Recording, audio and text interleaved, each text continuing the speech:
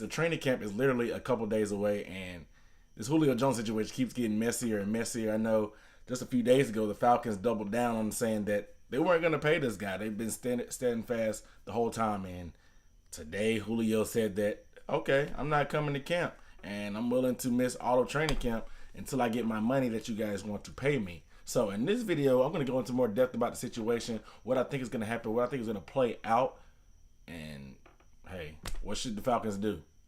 We're starting right now.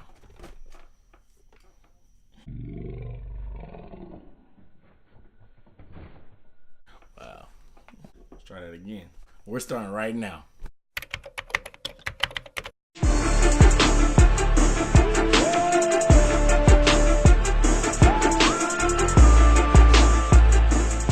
What up, dude? What's up, everybody? It's Aaron Duncan here at the Necessary Bluntness Sports Talk. You guys already know what it is. The channel, I might not tell you what you want to hear, but I'm definitely going to tell you what you need to hear. If you want to see more videos about the Bucks, Panthers, Saints, the Falcons, or the rest of the NFC South, or the NFL in general, go ahead to the subscribe button below. You guys know what to do. Give the video a thumbs up because I got that heat coming. Make sure you guys hit that bell icon. That way, you know exactly when I drop these videos and get you a notification to that cell phone of yours. But hey, real quick, down below in the comments, let me know how you think the situation is going to play out. Does Julio get paid that money and gets a new extension?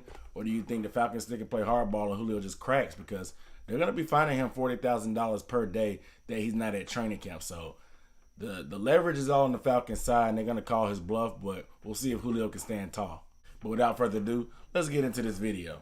So, of course, I already discussed the dynamics of the deal and the whole situation about the holdout in general, how I feel about everything back then during minicamp. I'll link the video above somewhere in here or whatever. You guys can check it out.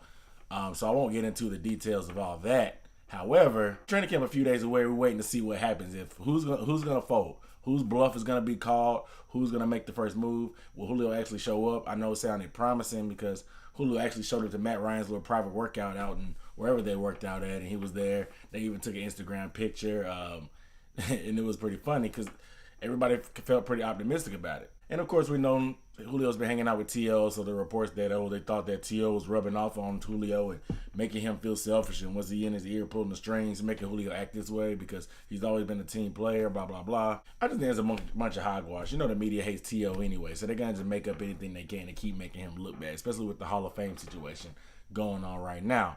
And the crazy part about it, it's been even tossed by a local radio in Atlanta saying that they should trade Julio just because they don't need that on their team, and he's trying to play hardball when he has 3 years left on his contract, and they said they should trade him. I think trading him would be stupid, but who am I? I'm just a guy on the YouTube channel talking about the Falcons. I'm not a general manager getting paid millions to make these decisions. However, I know that this team really needs him, the offense really needs him because his impact is huge. And me, I'm all about the players. I'm all about the players getting their bread with the CTE and all the stuff out here and the stuff they put their body on the line for. I'm all about these players getting that money, especially with Brandon Cooks getting paid $15 million by the Rams. I mean, Brandon Cooks has put up numbers his whole career. He's had a consecutive 1,000-yard seasons and double-digit touchdowns since he's come into the league, but he's a product of his environment. He's played with Drew Brees and Tom Brady, 2 of the top 3 quarterbacks in the NFL. So I think he's more of a product of his environment than a really good receiver. Granted, he's solid, but I don't see him putting up those kind of numbers out there in LA. And I think him and Julio are not even in the same stratosphere, honestly. Numbers to the side. If you just look at apples to apples, Julio is head over heels better than Brandon Cooks. I hate to compare people's pockets or whatever. Who cares? Because it's public information. But Jarvis Landry got, what, $16, $17 million? And this guy didn't even average 9 yards a catch.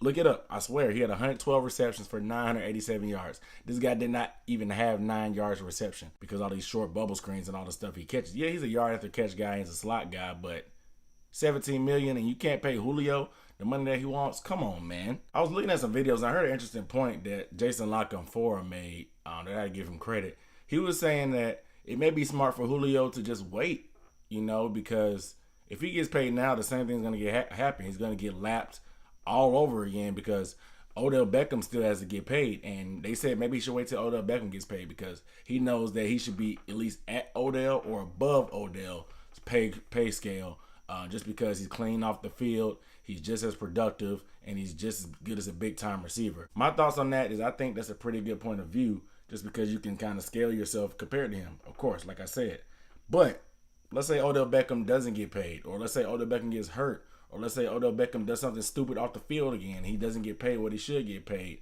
And now the whole game is messed up for Julio. So now he's waiting for something else, and he's back in the same predicament again without a bar to measure himself against.